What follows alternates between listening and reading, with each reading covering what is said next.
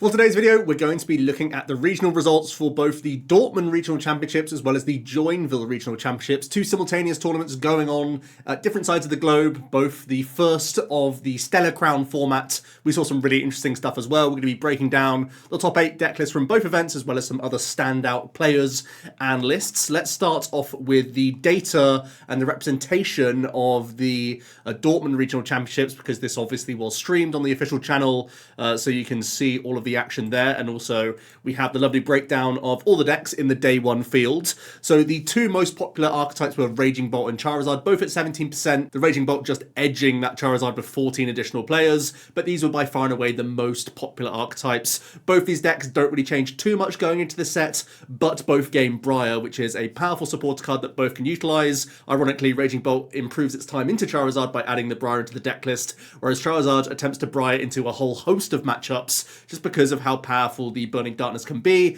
and with the often inclusion of Dust Noir, you can be very flexible at forcing the Briar turn out from the opponents. Then we have Dragapult in the third most played deck. It gained, you can see there, the Sparkling Crystal A-Spec, which is a huge upgrade for the archetype. Can't stress that enough, that it just makes Arven a better supporter that was already a 4 of in your deck, so that's phenomenal. But also the small upgrade of Crispin coming into the deck to just make sure you can keep churning that Phantom Dive attack. Regidrago V-Star dropped down to 8%. It was, one of the most popular decks in the previous format in Shrouded Fable.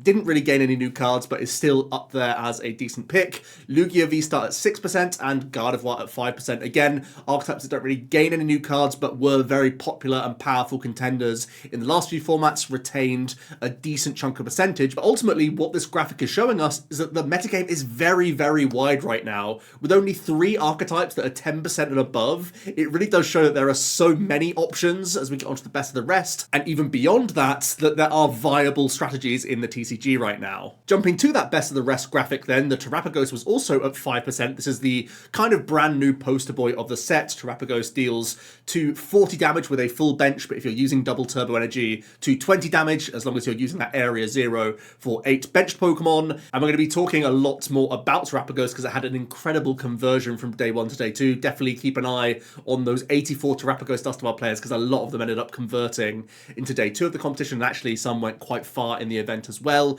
The majority of the successful Terapagos lists were playing the Pidgeot EX as well as Dustovar in the list, and of course playing the Rotom and Noctowl engine to get everything going on turn 2 of the game. There was also representation of Roaring Moon at 4%, Snorlax Control at 3%, Miraidon at 3%, I think mostly being concerned about Charizard and Bolt, rightly so, because they were very popular in the room. Neither are that great for Miraidon, although you can play Area 0 Underdepths now in Miraidon, which at least means you can KO Bolts that little bit easier. And then we see the sort of 2% of some unclassified decks, which are probably lumping lots of things together, and Ancient Box as well. Looking at that day 2 then, you can see Terapagos yeets all the way up from that 5% to the most popular deck in day 2. So 84 of them in day 1, 25 of them in day 2. That's incredible conversion. And I think really making a name for itself as one of the top archetypes, certainly underplayed, underrepresented for how powerful the archetype truly is. We knew that there were already some great online performances from the deck, but seeing a huge scale tournament like this with such incredible conversion definitely stands out that it is one of the top decks in the game right now, and we are going to have to start adapting our deck lists to improve our Terapagos matchup and expect it to be more popular going into future tournaments in this format. Raging Bolt kind of held strong. Both Charizard and Dragapult are still on the graphic, but both had a pretty poor conversion. Regidrago V-Star not doing too badly, and Lugia retaining its place as well. And for the best of the rest, a bit of a jumble around. There's Gardevoir still in the mix, Snorlax doing just fine, Iron Thorns making it onto the graphic as well as Banette, and Palkia Dusknoir as well. Even though it's just 2%, 3 players out in that day 2 field, it's going to be an archetype that we come on to because it also had some fantastic placements in the event. Looking at our top 12 then, because it is an asymmetrical top cut, we have Ryuki Okada, who was able to win the entire tournament. And Ryuki is a crazy strong player. They've had a couple of top 16 placements at Champions Leagues, and they've also had some decent showings at some of our international championships. So really awesome to see Japanese players once again. And I believe they're actually a beneficiary with the change this season that I believe TPC players can now get an invite under the TPCI banner by winning the tournament. I'm pretty sure that's right. Comment down below if that's not, but I'm pretty sure it changed this season. So congratulations to Ryuki here. Also worth noting that Keito Arai, another known Japanese player who had a fantastic run of the NAIC, you may remember, got top 32 with a deck list. So definitely great pedigree behind this. I believe 2016 world champion Shintaro Ito piloted an archetype very similar to this to the Champions League in Japan just a couple of weeks back, and also did a in-depth note article about why every card is included in the deck list and why they believe it's correct to play Dustomer no Pidgeot within the 60 alongside Dragapult. And that's kind of the standout thing here, whereas in the West, oftentimes we've seen a 2-2 Pidgeot line come into these Dragapult lists, and oftentimes Dustomer has been the sacrifice, just relying on the likes of Radiant Alakazam to manipulate damage counters instead. But as we know, with the damage counter placement of Phantom Dive, you can get even more flexible and creative with these Curse Blasts to reduce the game down to a fewer number of turns and really cash in on every damage counter you're throwing around the board. A few other things of note about the deck list is playing no Super Rod and just one copy of Night Stretcher, so you do have to be really careful about recovering which Pokemon you need. Also, that 2 count of Rotom V, we're going to see that in a couple lists actually at the higher tables. It's been very popular in Japan and the city leagues, and until this weekend it hadn't really translated into a number of our deck lists. Obviously this is still a Japanese pilot, but a couple other players in Dortmund and in Joinville also jumped onto the double Rotom V train. Really interesting when there is only 3 copies of Nestball, for example, in the list. Obviously a much more versatile card, but it does show that it's just too important to prize the instant charge Rotom. And to me, it's also interesting to include a second copy rather than just having Hisuian Heavy Ball when you already play some other really important one-offs. For example, when you don't have access to Pheasantipity EX, it feels like a completely different game, especially for a list like this that doesn't have Pidgeot. Just relying on Recon Directive with no access to Fez makes me a little bit nervous, so I would actually really like to see a Hisuian Heavy Ball come into the decklist personally, but the 2 Rotom V is certainly a statement of how powerful it can be. Beyond that, the cheeky nod to Tatsugiri is an interesting one, because typically you're trying to tank with your Dragapult EX in the best case scenario, so you only have a couple times to get the attract customers in, but there are some really important supporters to pick out. Most notably, the Roxanne is a massive one. We can see that without that Pidgeot, it's really important for you to end on a large hand size and possibly use your Recon Directives after a Roxanne and end on a really substantial hand to close out a game, while still having that hand disruption that something like an Iono could provide. Rahul Reddy made it over from across the pond and is continuing to tear up tournaments with his Lugia archetype. Just take a look. 9th place at the World Championships,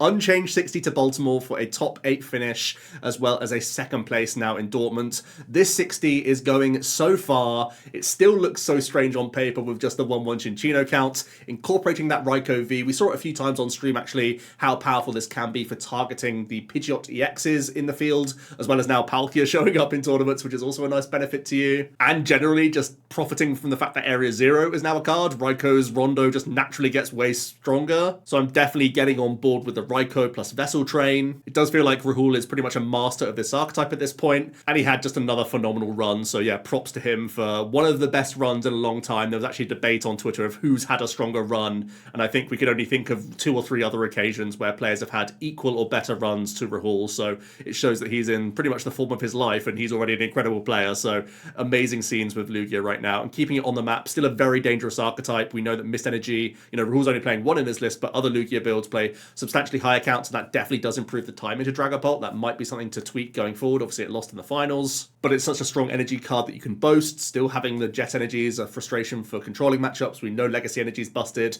and basically forces players to respect this card by having tech inclusions. We saw again Temple of Sinnoh was in the Japanese winning list, but there will be other Dragapult lists that we'll look at later that don't have the inclusion, so you have to respect Lugia at all costs going into the next few tournaments, in my opinion, because otherwise it's just going to keep going deep into these events, especially with a list like this from Rahul, which we can now confidently say with such incredible finishes time and time again, that it's consistently doing what it needs to do in best of 3 situations. In top 4, we have the Goldengo EX from Yella. He is a master of this archetype. He's played it to a number of tournaments now. He's made 14k piloting Goldengo, so surely he knows what he's talking about with this deck list. Some really interesting inclusions in the deck as well. I've actually recently played Goldengo to a cup, and I was very heavy on Night Stretcher Pokestop, so I'm a little bit surprised to see see a much higher supporter count from Yella in this case, and going quite light on the Pokestop really, actually including a jamming tower as a tech stadium inclusion, but also having that big barrel line. It's something he's had before in some of his deck lists to give you a bit of supplementary draw. It also kind of allows you to have Iono as a more proactive supporter card, rather than sometimes seeing Roxanne in non-Bibarrel builds, because you know that you can Iono, then Bibarrel, then Fez, then a ton of coin bonuses. You can still end on a ridiculous hand size, so you get to have the benefit of a more proactive supporter in the opening turns just to get into the game, knowing that you have so much fallback draw that you can still build a monster hand after some hand disruption, which is really cool. We have the Churro, the Prime Catcher, the Switch, and the Cancelling Cologne, and to some extent as well, the Jamming Tower can help here against the controlling matchup, so you do have a number of ways to get in and out of the active with certain attackers, and get through annoying walling Pokemon as well, get around that block effect, so certainly Yella is still respecting those matchups with this list. Whilst at the same time, we know that Prime Catcher Cancelling Clone is still one of the key combos of a Palkia player. Getting that Moonlight Shuriken off can certainly still punish a ton of evolving archetypes. And it can even punish the new Noctowl engine as well. The majority of Terrapagos players won't be playing Manaphy in their 60, so going first as Goldengo, representing that Palkia for a turn 2 Shuriken, can be devastating to that entire draw engine. The other top 4 archetype was also Palkia V-Star, but just in a very, very different way. This is Stefan Ivanov's top 4 list. We saw that in Baltimore, actually, Grafton Roll was able to have a great performance with a Dust Noir Palkia, and Stefan's decided to bring that to the table in this occasion, actually including no new cards from the new expansion, so just jumping off of Grafton's innovation. The Curse Blast in this case is the way that you can help get around your Manaphy to clear the runway for your Moonlight Shurikens when you're facing the evolving matchups. And as we know, that 130 damage combines really nicely with the Moonlight Shuriken's 90 damage output to get to that 220 number. So you can find ways of taking KOs on crucial engine-style Pokemon and evolving V and EXs. There's a cheeky 1-1 line of Greninja EX. It's a tanky Pokemon. It's a fighting type, which is not only great for Miraidon to help what would otherwise be a bad matchup, but it's also busted into Terrapagos, something we definitely need to keep an eye on going into the next few tournaments. That fighting type coverage is huge now, whilst at the same time it can cherry pick key cards with that Shinobi Blade, and don't forget that you can always get the cheeky Star Portal onto Froakie before candying up into Greninja to have a surprise Mirage Barrage option if you needed more damage output than the Moonlight Shuriken. This is probably one of the best users of Pokestop Night Stretcher, because not only are you happy seeing your Pokemon hit the discard pile, but also those energies in the discard for those early Star Portals, so you really do like to churn through cards with this list, with the huge number of items within the 60, including those trekking shoes helping out, but also there's that extra copy of Irida just to give yourself some guaranteed search within the 60 as well. I experienced this archetype firsthand in the tournament. It's a really difficult deck to play against, and I'll talk about my personal tournament experience after we talk about the better performing players, let's say. There were 2 Raging Bolts in the top 12, Jan actually picking up his second top 8 finish, and it was with a pretty interesting Raging Bolt 60 where it once again incorporates the Night Stretcher Dust Noir package with Pokestop. You actually start opening up a lot of intriguing lines for Raging Bolt. One of the main criticisms thrown at this archetype time and time again is that you always have to feast on 2 prize Pokemon, and the opponent can sometimes be more in charge of that map and dictate how you take your prizes. Well, by having the Briar and Dustavar, you can completely change that perspective. And rather than going for coin flip catchers, we see a kind of more guaranteed means of ensuring you're on the right prize map, either by having a Bellowing Thunder early into a single prizer, knowing you have Dustavar for later in the game, but you also have that combination of Dustavar and Briar. It actually makes the Ogerpon much more versatile. We know that Myriad Leaf Shower is only really middling damage output, but now you have the option of Curse Blasting to really improve the options of Myriad Leaf Shower, giving you the means of Briaring into so many more Pokemon. Overall, a really cool 60, and for anyone who hates flipping coins, going for this deck list could be the one for you. Stephen Law managed a top 8 with Iron Thorns, including 1 Mimikyu and 1 Cornerstone Ogerpon EX as well, so a couple of those annoying walling options within the 60. I'm somewhat surprised to see the Legacy Energy come into the deck list instead of the Prime Catcher that we saw so well at the World Championships, especially because Briar is in the format now. I felt like that would be an easy offset for opponents, but I suppose Iron Thorns makes decks draw so poorly that it's still hard for them to construct the Briar plays and have means around that Legacy Energy when they need it. I'm also quite happy to see that there are less just coin flip cards in general. Rather than having 4 crushing for Pokemon catchers, we have the 3 crushing within the 60, still having a bit of energy disruption, but then going for a more stable support account instead. Glenn Bowens has had a couple decent placements with Miraidon. This is the best one though, making top 8 and incorporating a couple copies of that Area 0, as well as the Terrastal Mewtwo EX, and you can expand your bench. Also interesting to see the ace spec of choice not being prime catcher, instead the secret box giving you access to some of your tool cards. You can see we've gone pretty wide on tools here, having the bravery charms, the vit band, the rescue board, and of course the one copy of Forest Hill Stone. But also cherry picking the right supporter for the right occasion. That's why we're seeing 3 Arven, 3 Boss, and the 1 copy of Research. In order to fit all of these Pokemon within the 60, you know, bumping up the counts of Raikou, for example, still incorporating the Raichu and the Blood Moon Ursaluna,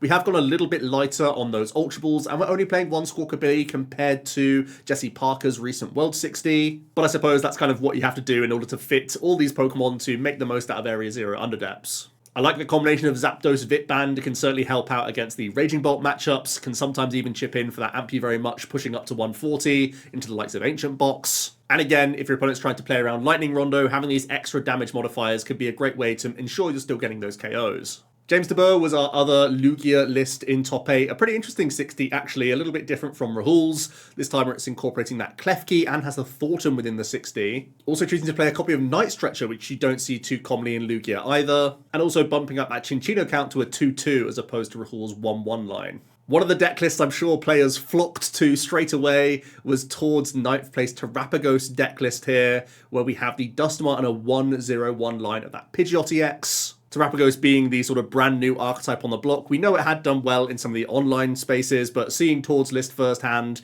is something that everyone wants to take a look at. Obviously, we have plenty of ball search here with the Nests, Ultras, and Buddy Buddy Poffins, with Fan Call being that crucial card in order to get lots of your colorless Pokemon out in the opening stages. There's also a really heavy count of the Night Stretcher, even though there's no Pokestop in the 60. And I think this is partially because when Area Zero is bounced, the first thing you pick is your Noctowls, and then you open up Night Stretcher for fellow Hoot Hoots that are still lingering on your board. And as we know, there's the Thornton package for Dusknoir, so Night Stretcher can once again come in to make sure you're cashing in on Curse Blast when you need to. The Terrapagos archetype is actually very similar to Charizard in that you have the Briar Curse Blast package within the 60. Obviously, Terrapagos has a slightly lower damage output, but there is still Prime Catcher, Counter Catcher, and Boss's Orders, so you can still carve this out into a number of matchups. And of course, you can still use that Curse Blast from Dusknoir to help push Terrapagos to KO some of the Stage 2 threats of the game. One of the things you'll note from Tord 60 is that he still chose to play the 2 copies of Bouffalont within the list. Obviously, Heavy Ball can retrieve 1 if it's in the prize cards. And this does push the Terrapagos up to 290 hit points, which can be a headache for the likes of the Regidrago players, which now don't have easy ways of taking 1-hit KOs, and the Curly Wall also protects your lower hit points basic colorless Pokemon from getting spread KOs. It also might allow you to stay out of range of a Charizard in the opening stages of the game, even after taking a prize card. Most of the other lists we've seen of Terrapagos has actually stripped out the Bouffalont just to have higher counts of things like Buddy Buddy Poffin, higher Noctowl lines, higher Pidgeot lines, those sorts of things. But clearly Tord recognises the power of the Curly Wall in a number of matchups to include it in the 60.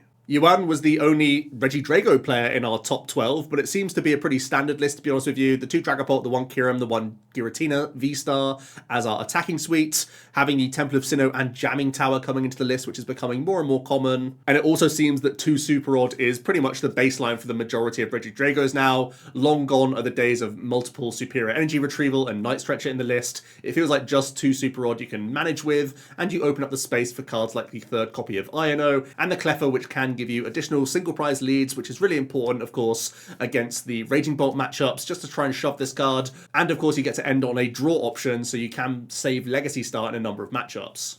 Tom Cedric was our other Raging Bolt pilot in top 12. Interesting to see the Slitherwing inclusion rather than the Sandy Shocks. Of course, the type coverage of Slitherwing is a little bit more interesting now with the inclusion of Terrapagos in our format. That could be one of the main reasons for this inclusion. Also really interesting to see some of the tech includes here with the double Bravery Charm, definitely respecting the likes of Dragapult in the format. And Bravery Charm's actually one of the better ways you can defend against Briar from opposing archetypes, where you can swing the Charm onto Radiant Greninja and deny Dusknoir from taking a prize on your Greninja, whilst then Briaring for a 3-prize KO on Bolt, which means the sort of 2-attack strategy that many of the Terrapagos decks and sometimes even Charizard decks employ against you can be denied by this tool card. I definitely think it's an important one to add into your lists going forward. And it also looks like Tom found use of the Briar in the list as well, which is definitely a card that doesn't come up in every matchup, but might be just even more respect to the Charizard. One of the most interesting things here is to see no Pokemon Recovery, no Night Stretcher particularly, which is the card that you see very often in Raging Bolt, instead going for 4 copies of Energy Retrieval in the list,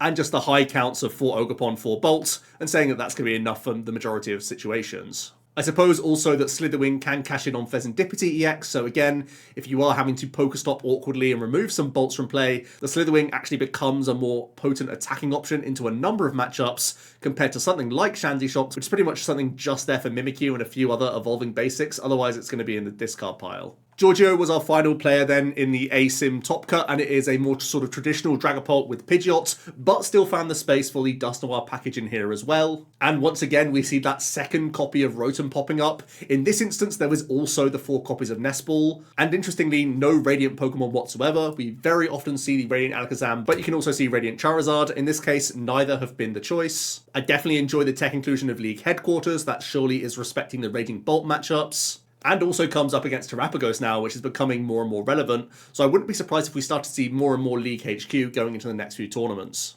Some of the other standouts in top 16, Mateusz was once again bringing that Banette Gardevoir. Not the first time he's brought this sort of deck to a tournament. The new upgrades from this expansion are, of course, the Gravity Gemstone, which can increase the retreat cost of certain Pokemon. In the past, Mateusz would use the Calamitous Wasteland, but of course, Stadium Bumps are still playable after an Everlasting Darkness, whereas the Gravity Gemstone could be something you stick on your Banette, and your opponent can't Lost Vacuum that away, so it's a little bit more secure for you. As you can see, with the 2 copies of Munkidori and the 3 copies of Luminous Energy, it's definitely on Mateusz's mind to trap things for as long as possible, using Painful Spoons, using Adrenabrain to ensure that once something's trapped, you can throw that damage onto more relevant things and take multi-prize turns, or target things down for Miracle Force KOs or for Poltergeist plays if need be. There was a top 16 and top 32 placements for Joneng and Rune Heermans, with a interesting Regidrago 60 incorporating a 1/1 line of the Noctowl in the deck.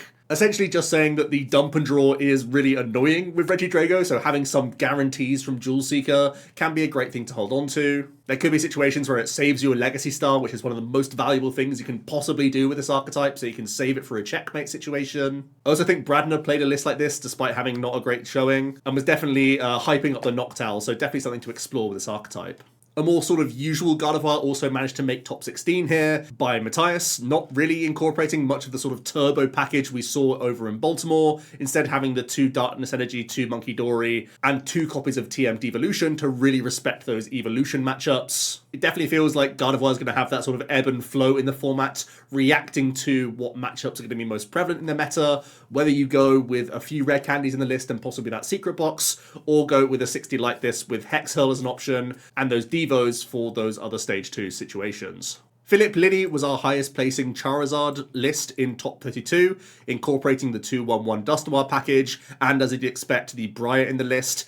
Other interesting includes are the TM Devolution, which we saw a few times in the Champions League, in addition to the Mist Energy as well, so might be taking some inspiration from some of the Japanese 60s, which I think is definitely a fair thing to do when you're coming into the start of a format. Bjorn was the highest placing Palkia Noctowl. This is the deck that I actually chose to play. In this case, it has a couple Glass Trumpets to allow you to have some Hailblade options with Chem Pow EX for some one-hit KO turns. I'm a little bit surprised to just see the 1 copy of the Fan Rotom, but I suppose you do have Irida for Heavy Ball if ever it's prized, but it does make me a little bit concerned. And then it has just the suite of the good consistency basic Pokemon, the Fish, the Squawk, the Mew, and the Pheasantipity. Obviously, it unlocks Ultra Ball early for Luminion to get you rolling, even with a low support account. It's also playing the nice 2 copies of the Night Stretcher, which I mentioned in Toad's situation with the Area 0. You can remove some Noctowl, float a Hoot Hoot, knowing that Stretcher can get you straight back into a Jewel Seeker play in the latter stages of the game. There was a top 64 Lost Zone box, and with Regidrago now below 10%, could there be a window of opportunity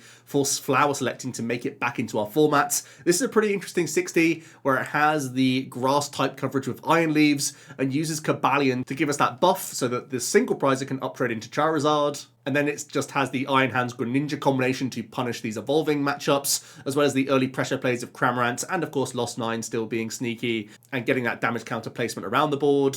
Also really interesting to see the secret box within the 60. Of course, guaranteed chorus is never a bad thing, but I always found discarding really awkward with Lost Box because you're always keeping the good cards in hand, so I need to play around with this one to see how it feels. Moving on to the Joinville Regionals then, we can see that Charizard was the most popular deck in Day 2, followed by Raging Bolts. There were a decent chunk of Terapagos, Regidrago, and surprisingly Snorlax had a pretty decent showing. A number of Iron Thorns, Lugia still in the mix, Dragapult, a couple Claw for Electrode, and one placed pretty highly, so we'll look at that deck list. And then there's Pidgeot, Palkia, Roaring Moon, and Lost Zone box, again, not in high counts, but some notable finishes there. Yoko Valencia was able to come away with a win. Bit of a controversial player, has had some accusations in the past, but yeah, was piloting the Lugia archetype. Nothing too spicy from the deck list either. It is a 2/2 line of the Chinchino. It's incorporating 2 Nest 2 Great Balls, so a slightly elevated count of the Ball Search cards in the list to get into your Pokemon. There's also the Wellspring Ogerpon EX in the list. I think not many players would expect this from a Lugia, but also there's just not much mana fee, even in a lot of these evolving archetypes,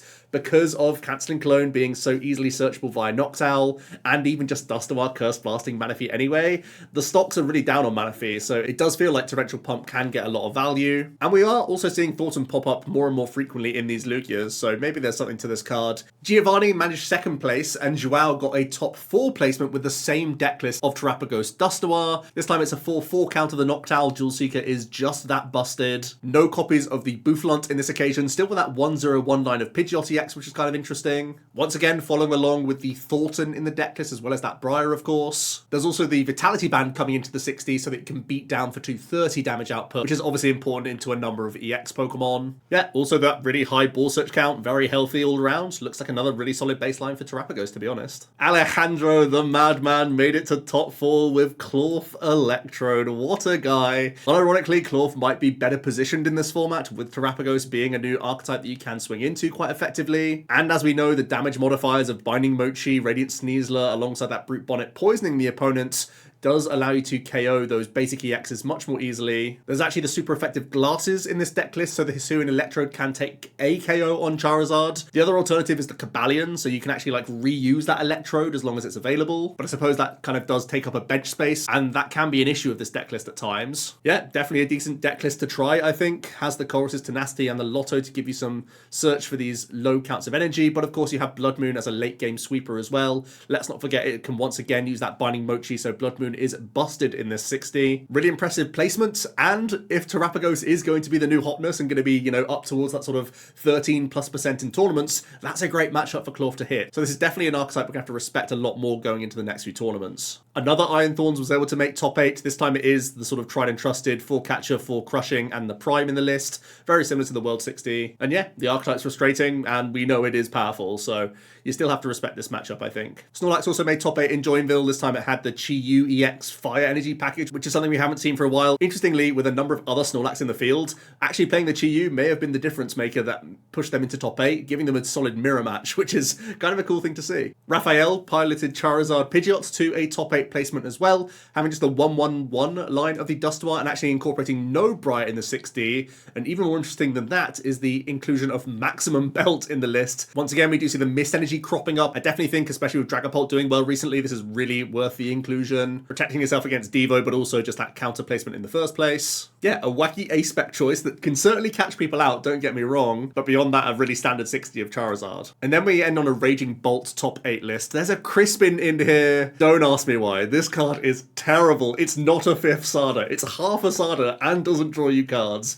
You will never, ever, ever catch me playing Crispin in the deck list. I don't care that it's had a decent performance. There's also no Radiant Greninja in the deck list. This is crazy. I know it opens up Dusknoir Briar plays, but if you just play Bravery Charm, it's versatile in so many matchups, and it's still one of the best draw cards in the deck. Yeah, I can't get on board with this list. It's actually crazy to not play some of the cards that you see so often in this archetype. A pretty interesting Roaring Moon archetype was able to get top 16. It has that Dusknoir package. We saw Alex Szymanski and a few other notable American players piloting a deck list like this at Baltimore, with the really nice Start Abyss option to recover some of these pieces to make sure that your combos pop off. I'm a little bit soft on this archetype, honestly. I feel like now that we have Briar as a supporter, I just want to be doing this with other stuff. I think the Terrapagos is just the best user of that Dusknoir package because you have those guaranteed tutor turns and you have the Briar as well. It definitely feels like this was a strong combination, but the likes of Terrapagos and Palkia are just the best ways to do it because they can cheat prizes much more effectively than just having frenzied gouging. There was another top 16 placement for Palkia Noctowl. This time it's a bit of a Taste the Rainbow option with that Glass Trumpet,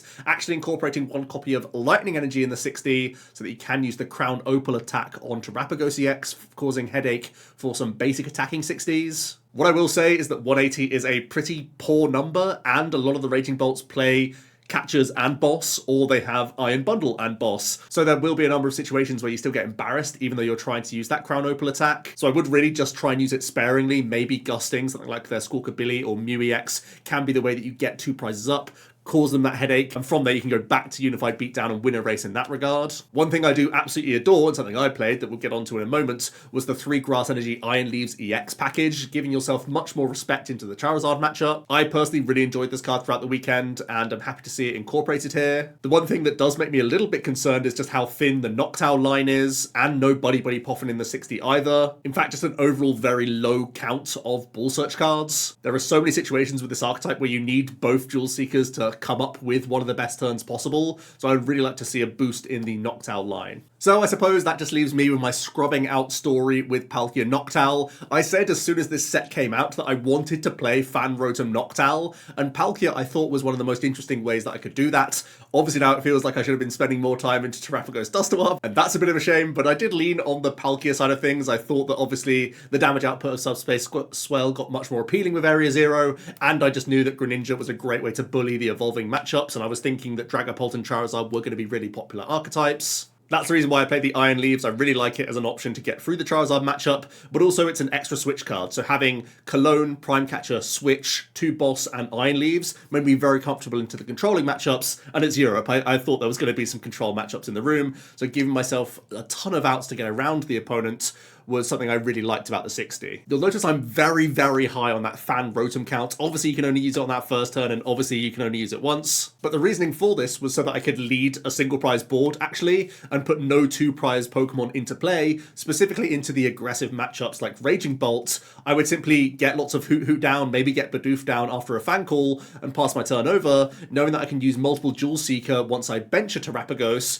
to springboard myself into an Area Zero full bench, Trumpet, attachment, and KO play. It sounds like a really convoluted combo, but when you're searching your deck for 4 specific cards from Jewel Seeker, sometimes drawing cards from Fez and Greninja as well, you really do make that combo happen quite reliably. Also, I'm opting to go first in every situation. That means that if I am facing some of the evolving matchups, I can prioritize getting a Palkia V developed, try and get Greninja down, try and get my energies flowing into the discard pile. So once again, I can use Jewel Seeker so that I can have that Prime Catcher Cologne, Moonlight Shuriken combo turn, and really just bully the Charizards, the Dragapults, the Gardevoirs off the board from as early as turn 2. I do think this deck list is pretty close to where it needs to be. I'm really debating whether or not the 3-3 Noctowl line is enough. I actually could see myself going up to a 4-4 count in the list. Some of my friends had better success with a slightly different 60, which also had Thornton in the list as well, so that you can get surprise Palkias out of board states your opponent may not expect, and also leans into the sort of let's be a 1 prize deck for a turn, then turn into a 2 prize archetype from there, which is one of the sort of key appeals of this archetype. There's been enough crumbs of success from Palkia over this weekend that I still feel there's a lot to explore with this archetype, so I'm probably going to be sticking with it, to be honest with you, despite having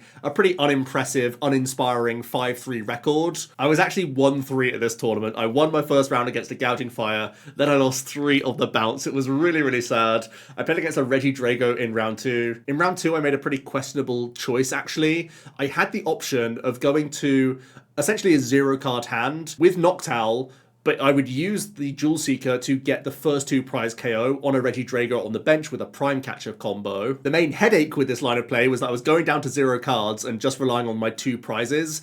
But the main issue was I prized 2 of my 3 Noctowls, so this was the only Jewel Seeker that I theoretically had access to, unless I was able to pick one of them out of the prizes. So I went for a different line where I Ultra Balled into Barrel instead and tried to draw 5. I actually saw 4 supporters from those 5 cards, and when you're only playing 7 supporters, that's really bad. I'd already played an Irida that turn to get my V-Star into play, whereas if I'd drawn into any of my other 3 Ultra Balls, the Noctowl that got Iono to the bottom turn 1 because my opponent just had an Iona rather than a research on their opening turn, or if I'd physically drawn into the Prime Catcher, I would have been absolutely in business. I even had Greninja on board, which hadn't used concealed cards yet, so I had even energy draws that I completely whiffed. I literally drew 4 supporters and Trumpet from my Barrel and had to pass. And from there, my game plan kind of spiraled out of control. I chose to counter catcher an Ogerpon rather than a Pheasantipity, which also was probably wrong. It was the only thing that had energy on at the time, but I think just targeting card draw was better there, to be honest with you. So yeah, I made this marginal call, probably mistake in round 2 that cost me a game against Regidrago, so my poor result is pretty much entirely my fault, where I think if I play slightly slightly differently in that round 2, I probably do overcome the Regidrago because I was fortunate enough to go first and win the flip. And Palkia is an insanely strong deck when you do win that coin flip. But in game 1, I prized 2 Noctowl, so I couldn't have my easy combo turn with double Jewel Seeker, and then ended up like barreling into complete air. And then in game 2, I just entirely bricked. I didn't have access to a Terra, so I did a fan call, got my Noctowls out, but then just passed the rest of the game away. In round 3, I was up against a Moon, so the big EX as well as the 4 baby Roaring Moon. I was able to win the first game pretty comfortably. Then in game 2, I was able to put my opponent down to a 1-card hand with no Fez. I was taking a knockout on that Pokemon at the same time, and asking my opponent basically to have everything. They only had a baby Roaring Moon powered up that was nowhere near KOing a Palkia. And from their top deck, they found Sada, which then got them into exactly the Earthen Vessel plus Dart Patch they needed for a Petrant to take the final 2 prizes, which felt really bad. And then we had like 3 minutes left and we decided to Gents, and I ended up losing the Gents in game 3. So what probably would be a tie in every other situation ended up being a loss for me because of the Gentleman's Agreement. And then in round 4, I actually lost to a Palkia Dusknoir. Like I said, that was a really, really tight and close game, but I also had some pretty unfortunate RNG as well. In the first game, I was pretty far ahead because, again, I won the coin flip, was able to Subspace Swell KO their only Palkia V.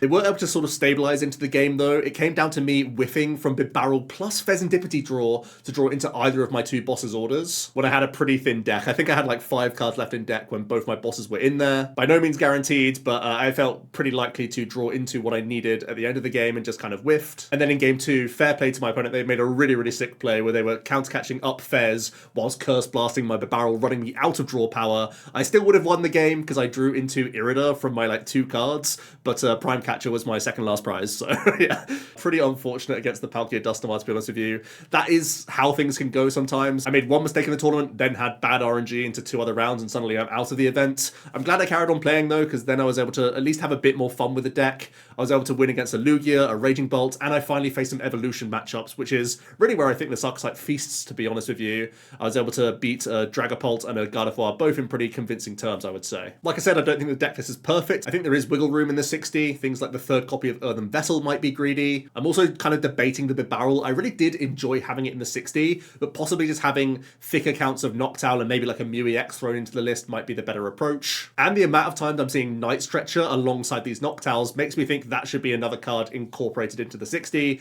just to give myself more access to guaranteed Jewel Seekers in the latter stages of the game, so that I can close more effectively rather than just digging with Bib and Fez. So yeah, overall just a top 5-12 for me. Let me know how your weekends got on, what archetypes were you piloting. I'll hear it all down below. Thanks so much for watching, and I'll see you tomorrow for another video. Cheers.